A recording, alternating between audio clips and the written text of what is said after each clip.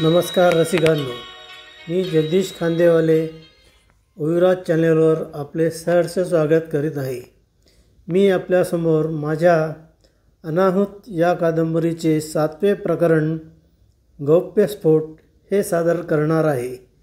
त्याआधी मी एक डिस्क्लेमर देऊ इच्छितो की ही कादंबरी पूर्ण काल्पनिक असून यातील घटनास्थळे आणि व्यक्तींशी इतर कोणत्याही घटनास्थळे आणि व्यक्तींशी साम्य आढळल्यास तो केवळ योगायोग मानावा. चला तर आता वाचन सुरू करूया. 20 ऑगस्टला दिवाणजी, मी आणि कविता कामगारांच्या थकबाकीची पाकिटे तयार करण्यासाठी बसलो होतो. हो, 70च्या काळात पगार रोख देण्याची पद्धत होती. सर्व पाकिटे तयार केल्यावर कविताने सुटकेचा निश्वास टाकला आणि सुटलो बाबा एकदाचे, असं ती म्हणाली. सुटलो कुठे अजून, दिवाणजी म्हणाले. कन्साइनमेंट वेळेवर दिली पाहिजे, मग मार्केटमध्ये आपली पत राहील. त्यात काय अडचण वाटते तुम्हाला? बऱ्याच. सर्वात मोठी अडचण म्हणजे डिस्पॅचसाठी ट्रक मिळत नाही आहेत. माझे प्रयत्न चालू आहेत, पण महिना अखेरपर्यंत कोणालाही वेळ नाही. या बाबतीत मी तुम्हाला मदत करू शकेन. दरवाजातून आवाज आला. आम्ही दरवाजाकडे बघितले तर बशीर दारात उभा होता. स्वाभाविक प्रतिक्रियेने मी उभा राहू लागतात बशीर मला बसण्याची खूण करत म्हणाला, विनय बाबू, तुम्ही बसूनच बोला. तुम्ही उभे राहिलात की माझं फार नुकसान होतं. तू आम्हाला काय मदत करणार आहे, मी विचारलं. मी ट्रक वाहतुकीचा व्यवसाय सुरू केला आहे. म्हणजे तसा आधी करत होतोच, पण झटपट पैसे कमावण्याच्या नादात तो बंद पडला होता. आताची उपरती का झाली बाबा? तुम्ही दिलेल्या फटक्यामुळे. त्यानंतर माझ्या जवळपास कोणी येत नाही.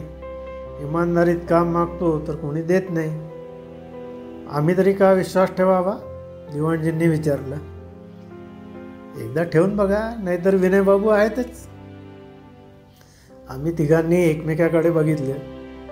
2 मिनिटांनी कविताने निश्चयाने म्हणाली, 28 तारखेला सकाळी 10 वाजता ट्रक घेऊन ये. नंतर आम्ही कामगारांची पाकिटं वाटण्याचं काम सुरू केलं. कामगारांच्या चेहऱ्यावर दिसणाऱ्या आनंदापुढे आम्ही आमच्या सर्व चिंता तेवढ्याकरता तरी विसरलो. कविता, बशीरवर विश्वास ठेवण्यात तुझी चूक तर होत नाही ना, दिवाणजींनी विचारलं. नाही, अनोळखी लोकांवर पण आपण विश्वास ठेवतोच ना, माझ्याकडे बघत ती ठामपणे म्हणाली. या वाक्याचा नक्की अर्थ काय असावा याचा विचार मी करत असतानाच सर्व कामगारांना परत एकदा व्यक्तिशः भेटून ती गेली. पण कामगारांनी त्यांचा शब्द पाळला.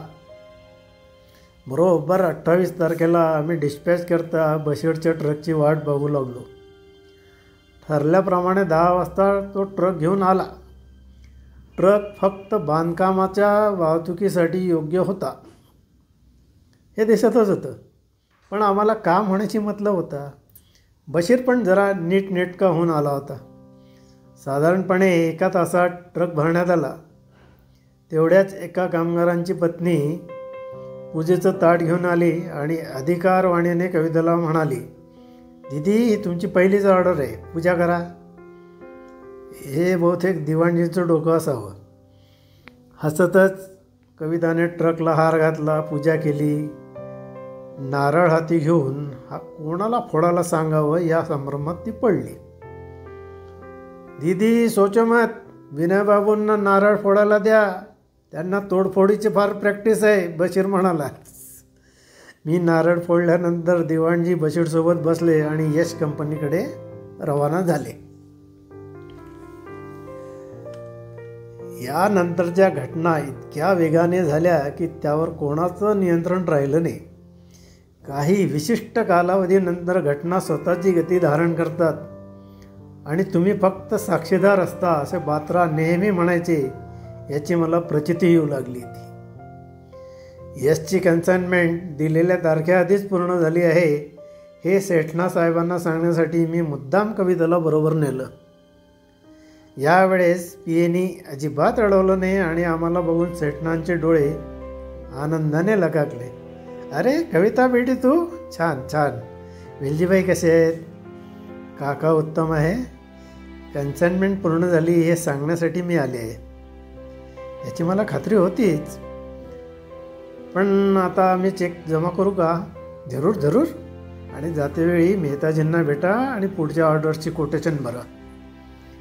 नंतर बाकीच्या ऑर्डर्सचा पण ओघ सुरू झाला. माझा फॅक्टरीतला रात्रीचा मुक्काम पण संपला. यातून असा कसा काय नवीन मार्ग काढावा आणि आपला इथला मुक्काम कसा हलवावा याचा मी विचार करू लागलो. कारण कधी ना कधी मी कोण हे या साध्या सरळ लोकांना कळणार होतंच. त्यानंतरची प्रतिक्रिया काय होईल याची परीक्षा मला घ्यायची नव्हती. या घालमेलीत पावसाळा संपला आणि नोव्हेंबर सुरू झाला. जसा पावसाळा ओसरू लागला तसं मला बात्रांचं प्रत्येक वाक्य आठवायला लागलं. एव्हाना मुक्तिवाहिनीचा प्रतिकार जोरात सुरू झाला होता. इकडे पाकिस्तानला युद्ध जोराने पछाडलं होतं. उखडून टाकू, नष्ट करू अशा वल्गना सुरू झाल्या होत्या. भारताने स्वतःहून आक्रमण न करण्याचं ठरवलं होतं, पण दिवसागणिक वाढणारा निर्वासितांचा ओघ आर्थिक योजनांवर बोज ठरत होत्या. या परिस्थितीत आपण सेनेत असायलाच पाहिजे या विचाराने माझे हात शिवशिवू लागले. पण युद्ध सुरू व्हायच्या आधी माझा उल्लेख पण करायचा नाही ही बात्रांची अट आठवून मला गप्प बसावं लागत होतं. याआधी आपण निदान वेलजीभाई आणि कविता यांना तरी आपण कोण आहे हे सांगावं या विचारांनी माझ्या मनात उचल घेतली.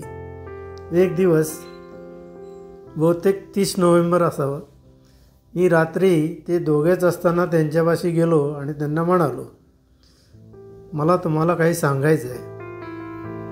आत्ता? होय आत्ताच. बरं ठीक आहे, सांग. अति गुप्त माहिती सोडून मी सर्व हकीकत सांगून त्यांना म्हणालो, आता मला राहवत नाही आणि सहन पण होत नाही. तुम्हीच माझा रिपोर्ट करा किंवा मीच मुख्यालयात जातो. माझे बोलणे संपताच 5 मिनटं खोलीत शांतता पसरली. नंतर कविता शांतपणे म्हणाली, यातील रफिकच्या खुनामागची खरी माहिती सोडल्यास बाकी सर्व वर्तमानपत्रात आलं होतं, पण तू जखमी होता त्यामुळे तुझ्यापर्यंत आम्ही कोणतीच बातमी येऊ दिली नाही. आता थक्क होण्याची पाळी माझी होती. म्हणजे तुम्हाला कल्पना असून पण? होय, आम्हाला कल्पना असून पण आम्ही गप्प राहिलो. त्याची 2 कारणं होती. कोणती? एक तर तू काकांचे प्राण वाचवले होते आणि दुसरं म्हणजे तू जखमी होतास. नंतर ज्या तडफेने तू आमचे प्रश्न सोडवू लागला ते बघून आम्हाला तुझ्याबद्दल विश्वास वाटू लागला. तसेच तू स्वतःहून एक दिवस सारे सांगशील याची आम्हाला खात्री होती. सविताला हे सर्व माहिती आहे? नसावं. ह्या बाबतीत तू नशीबवान आहेस, कारण ती फक्त फॅशन मॅगझिन्स वाचते. मग आता माझ्याबाबत तुम्ही काय निर्णय घेतला आहे? थोडा विचार करून कविता म्हणाली, इतके दिवस तू कळ सोसलीच आहे, अजून 1 महिना सोस असं मला वाटतं. बात्रांनी काही विचार करूनच तुला तशी ऑर्डर दिली असेल. नंतर काहीतरी मार्ग निघेलच. ठीक आहे असं म्हणून मी बाहेर आलो तर सविताच्या खोलीचं दार हळूच बंद होत आहे असं भासलं. म्हणजे रहस्यात एक भागीदार वाढला होता.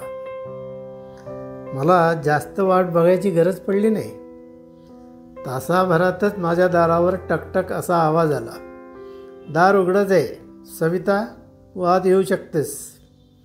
मी उठून लाईट ऑन करत म्हणालो, तुला कसं कळलं की मी आली आहे म्हणून? तू आमचं बोलणं चोरून ऐकत होती तेव्हाच मी तर्क केला होता की मला भेटण्यास येशील. एवढा हुशार आहेस तर मी का आलं असेल हे पण सांग. ते तूच सांग. ठीक आहे, मला सर्व इस्टेट पाहिजे. ती तशी पण तुझीच आहे. मला अशी नामदारी नको, पूर्णपणे माझी हवी. मग मी काय करू? तू बरंच काही करू शकतोस. गेले 5-6 महिने धडपड करून तुला काय मिळाले? याच गतीने अजून 10 वर्षे लागतील स्थिरस्थावर व्हायला. मग तुझा सुपरफास्ट प्लॅन काय आहे? काकांना मार्गातून हटव. काय? का? तुझ्यासारख्या खुन्याला त्यात एवढं आश्चर्य का वाटावं? बघ, शांत डोक्याने विचार कर.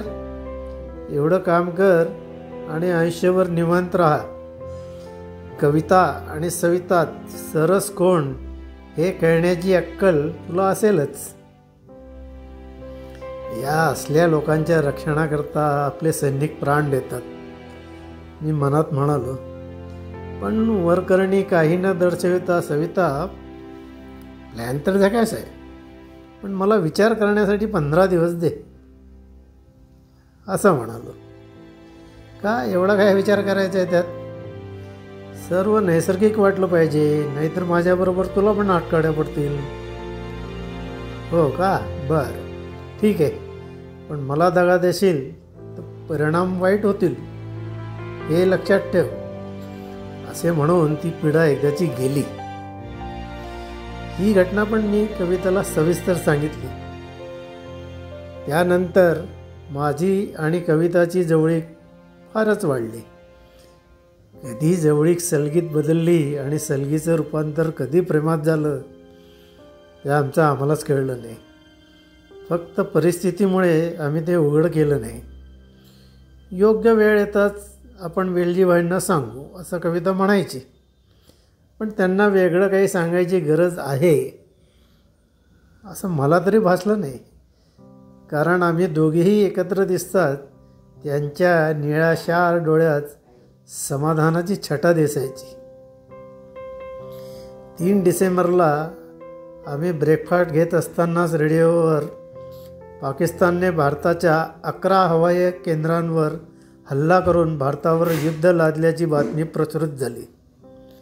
त्यानंतर भारताने जे तडाखेबाज प्रत्युत्तर दिलं त्यातच बात्रा व त्यांच्यासारख्या अनेकांचे परिश्रम व 5-6 वर्षाचे नियोजन असावे हे उघड होतं.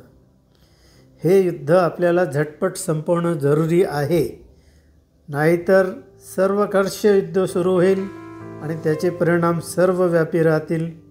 हे बात्रांचे उद्गार मला सतत आठवू लागले. ज्या गतीने भारतीय सेना मुसंडी मारत होती ते बघता हे युद्ध लवकरच निर्णायकरित्या संपवण्याचा भारताचा विचार उघड दिसत होता. माझी स्थिती मात्र पाण्याबाहेर पडलेल्या मासोळीप्रमाणे झाली होती. या वेळेस आपण सेनेत असायला हवे या विचाराने परत उसळी घेतली होती. 10 डिसेंबरला भारताने बांगलादेशला मान्यता देऊन जागतिक नकाशाच बदलला. आता पाकिस्तानची गत पिंजऱ्यात कोळलेल्या श्वापदाप्रमाणे झाली होती. प्रश्न युनोत नेऊन ताबडतोब युद्धबंदी करता त्याचे प्रयत्न सुरू झाले. पण भारताने मात्र चढाईचं धोरण ठेवत विभाजन सुरूच ठेवलं. दरम्यानचा काळ माझ्याकरता फारच कसोटीचा ठरला. कारण इकडे सविताने फारच त्रागा सुरू केला होता. कारण नसताना काहीतरी खुसपट काढून ती कविताशी उघडपणे भांडत होती. ती माझ्याजवळ काय बोलली आहे हे मी कविताला आधीच सांगितलं होतं. त्यामुळे वेलजीबाईंना कोणत्याही परिस्थितीत एकटं सोडू नये यावर आमचं एकमत झालं. त्यानुसार दिवसा कविता आणि रात्री मी असं वेलजीबाईंजवळ राहू लागलो. 10 डिसेंबर माझ्याकरता फारच वाईट दिवस होता. कारण त्या दिवशीच्या बातम्यांमध्ये ब्रिगेडियर बात्रा यांना वीरगती प्राप्त झाल्याचं प्रसारित झालं. रसिकांनो, हे होतं अनाहूत या कादंबरीतील गौप्यस्फोट हे प्रकरण. हे प्रकरण आपल्याला आवडलं असल्यास कृपया लाईक करा आणि कॉमेंट जरूर करा. तसंच ओविराज चॅनेल सबस्क्राईब करा आणि मित्रमंडळींबरोबर शेअर करा ही विनंती. लवकरच पुढील भाग सादर करेन. धन्यवाद.